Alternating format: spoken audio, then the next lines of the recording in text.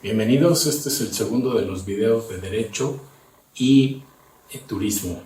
Antes de empezar de lleno con las materias de Derecho y qué relación tienen con el turismo, vamos a dar algunos datos para la relevancia de la industria turística en México o la importancia de esta. Estos datos son de finales de 2018, son los datos oficiales que encontré. Estamos en el 2020, pero los datos de 2019 no tenía yo la certeza de que esos datos fueran de fuentes oficiales. Había una incertidumbre, pues decían que estaban basados en datos de internet, después que estaban basados en datos de la estadística de 2018 y había otros que incluso decían que estaban basados en videos de YouTube. Bueno, los datos de finales de 2018 es que en esta industria genera el 8.7% del PIB. Tenemos el sexto lugar en número de visitantes al país. Esto es de turismo extranjero, que en números reales sería 39.3 millones de turistas internacionales. Ese es el sexto lugar. En cuanto a la obtención de divisas que se generan por la industria turística, estamos en el lugar número 22. Hay datos que no están basados en algo oficial que dice que del 22 pasamos al número 15, 15º, pero el oficial es el número 22. ¿Por qué tanta diferencia entre el lugar sexto del número de visitantes extranjeros al del 22 en número de captación de divisas? Es porque no es lo mismo lo que se gasta un turista en Huatulco que lo que se gasta en Las Vegas o que lo que se gasta en París. Generan un mayor número de divisas en otros países o en otros destinos turísticos que en México, por el valor de la moneda, por el tipo de turismo que los visita, pero no está nada mal. Ahora, la industria turística, que es la industria sin chimeneas, también llamada así, es la tercera fuente de ingresos netos del país. Tiene 4.1 millones de empleos directos, y de empleos indirectos más los directos suman 10 millones de mexicanos que viven de esta industria. Son muchísimos. Ahora, en cuanto al turismo nacional, existieron en ese año 235 millones de viajes internos, que esto generó 2.2 billones de pesos de derrama económica. En cuanto a los cruceros, hubo 7.3 millones de visitantes. Esto es en números fríos. La industria turística de ese año es importantísima para el país. Ahora, ya entrando al tema del derecho y el turismo, vamos a revisar las diferentes ramas del derecho o materias del derecho que tienen que ver con el turismo o qué relación tienen con este. Antes que nada vamos a decir, para que quede claro, esto es una noción, es algo general, incluso no viene en el temario de la carrera de turismo ni de derecho turístico como tal en esa carrera, pero voy a darle una clasificación para que se entienda.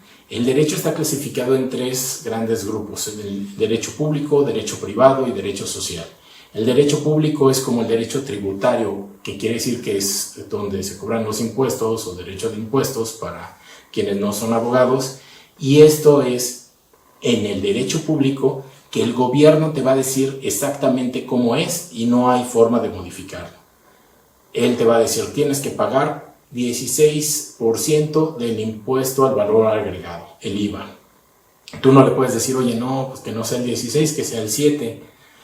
Esto es un acuerdo de voluntades, y esto es en la siguiente clasificación del derecho, que es el derecho privado. Ahí sí hay acuerdo de voluntades, que es el derecho civil, el derecho mercantil, que en donde, por ejemplo, tú vas a vender un coche y dices, oye, yo lo estoy ofreciendo, tengo un coche, un sedán compacto y lo quiero vender en 50,000 pesos.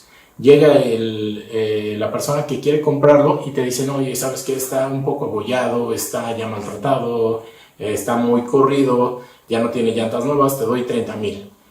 y dicen, no, ¿sabes qué? Mejor 30,000 es muy poco, el otro 50,000 es mucho, y lo dejan en 45. Eso es un acuerdo de voluntades. Eso es el derecho privado, en donde prevalece el acuerdo de voluntades, siempre y cuando vaya de acuerdo a la ley. Si quieren conocer más de derecho de contratos, que esto lo vamos a manejar en otra materia, que también se van a hacer videos en el siguiente periodo, o lo vamos a tratar de hacer antes, pero no lo vamos a manejar en estos videos. Es muy interesante y se explica detalladamente cuál es la diferencia entre el derecho mercantil y el derecho civil. Bueno, vamos a continuar. El derecho social. El derecho social es una clasificación especial que se generó por las circunstancias en el tiempo en que se estaban realizando o redactando las constituciones, después de las revoluciones. ¿Por qué? Porque las revoluciones tenían como objetivo o como fin el adquirir un cierto derecho. Por ejemplo, el lema de la revolución era tierra y libertad. Entonces, ¿qué generaba? La repartición de la tierra, que la tierra es de quien la trabaja. Todo esto es para defensa del campesino, para la defensa del ejidatario. Ese derecho o ese espíritu de la ley o esa intención de la revolución se plasmó en la Constitución, y esa es una rama del derecho social. ¿Por qué? Porque el gobierno lo que hace es proteger a una cierta población vulnerable. Esta población vulnerable para el gobierno es el ejidatario en asuntos ejidales o al campesino, a la víctima. Ahora actualmente se protege a la víctima en el derecho penal, al inculpado también se protege para defender sus derechos y que se le respeten. En el derecho familiar al menor de edad también se le protege ahora a los adultos mayores, y en otra rama sería el derecho laboral, se protege al obrero o al empleado. Que esto es una protección en cuanto a que se le respeten sus derechos adquiridos o los derechos que tiene de acuerdo a la ley o la Constitución. No quiere decir que se le dé la razón por el simple hecho de ser vulnerables, no. Se les va a respetar los derechos. Esto quiere decir que si tienen una defensa inadecuada o que no tienen una defensa de plano, lo que hace el gobierno en relación a estas circunstancias es protegerlo. ¿Cómo? Que los jueces, magistrados o quien esté resolviendo ese problema jurídico trate de que no se le vulneren los derechos a estas personas, que se le respeten nada más los derechos, lo que él tiene, no más. Es una especie de suplencia de queja. Bueno, estas son las tres grandes materias en donde se encuentra el turismo o el derecho turístico. Bueno, este derecho podría encuadrarse en el derecho público. ¿Por qué? Porque el gobierno te va a decir dónde están en específico las rutas turísticas, dónde puedes desarrollar una industria turística, dónde puedes poner un hotel, dónde puedes o no tener una licencia o permiso para poner un centro de esparcimiento. Hay diferentes cuestiones que el gobierno te va a decir dónde sí y dónde no, pero también aparece o debe de estar en el derecho privado. ¿Por qué? Porque hay un acuerdo de voluntades, hay muchísimos contratos de prestación de servicios y de obtención de productos en materia turística, que eso es lo general. Incluso, en un paréntesis, los turistas vienen a consumir productos turísticos y servicios turísticos. Entonces, en una prestación de servicios y obtención de productos, ¿quién es el que los protege? El Procurador General de la Procuraduría General del Consumidor. Esto es porque, de acuerdo a varios tratados firmados con México y con otros países, se van a proteger a los turistas como si fueran nacionales. Esto lo explicamos en el primer video. Entonces, en el paréntesis que estamos haciendo, lo que quiero mencionarles es que se ejerciten lleven a su familia, lleven a su pareja, a su novio, a su novia, a sus amigos, cuando vayan a comer, reclamen lo que tengan que reclamar. Está mal servido el plato, reclámenlo. Está frío, está caliente, el vino que les dieron está vinagrado, regresen la botella, pidan hablar con el gerente, pidan hablar con el sommelier. Esto es para efectos de que se acostumbren a defender sus derechos como consumidor. ¿Por qué? Porque van a defender los derechos de consumidor de los turistas que van a tener como clientes.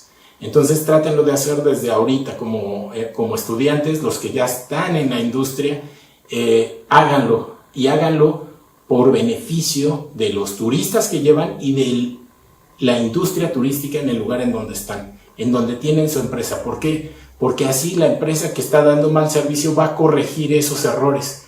Háganlo, pero háganlo con diplomacia, no sean groseros. Incluso trátenlo de manejar, de que tal vez fue un error, que se corrija, hablen con el gerente y díganle: oye, por error yo creo que mandaste esto de tal forma, no debe ser así, te pido por favor que nos lo cambies. También hablen con ellos cuando las cosas estén bien hechas, para felicitarlos, para decir: ¿sabes qué? Quiero hablar con el chef porque me pareció estupenda la cena. Mis clientes que son turistas extranjeros dicen que nunca en su vida habían probado este platillo así, de esta forma, y es algo maravilloso para ellos. También eso, también hablen bien del lugar, pidan felicitarlos para que vean que también están haciendo bien las cosas. De esta forma se van a ayudar todos los proveedores de servicios y vendedores de productos unos a otros para corregir estos detalles y que puedan venir más turistas al centro turístico o al lugar en donde laboran o donde tienen ustedes su empresa. Bueno, continuando, lo que les quiero mencionar es que en el turismo van a ver todos los derechos. Ustedes no van a ser abogados, ustedes van a contratar a un abogado. Vienen Spring Breakers y hay una riña y hay un homicidio. Esto no lo va a ver la Procuraduría Federal del Consumidor. No, lo tiene que ver una persona que está dedicada al derecho penal, porque hay que defender a esta persona, hay que ir al consulado, hay que hacer varios detalles, pero es derecho penal. Que vienen unos turistas y se van a casar. Bueno, hay abogados que se dedican al derecho familiar y van a asesorarlos. Que vienen unos turistas y quieren comprar un tiempo compartido. Hay abogados que se dedican al derecho civil y los van a asesorar en cuanto a los contratos. Que vienen turistas y vienen a hacer negocios. Hay abogados que se dedican al derecho laboral, al derecho de contratos, al derecho civil o al derecho corporativo como tal, o al derecho empresarial, que son varias ramas del derecho, pero especiales para la empresa. Así todas las ramas del derecho. Entonces, no se preocupen porque ustedes no son abogados, ustedes van a contratar. Dentro del temario vamos a ir viendo diferentes materias y cómo se relacionan y a qué abogado tendrían que llamar en casos específicos para que los conozcan.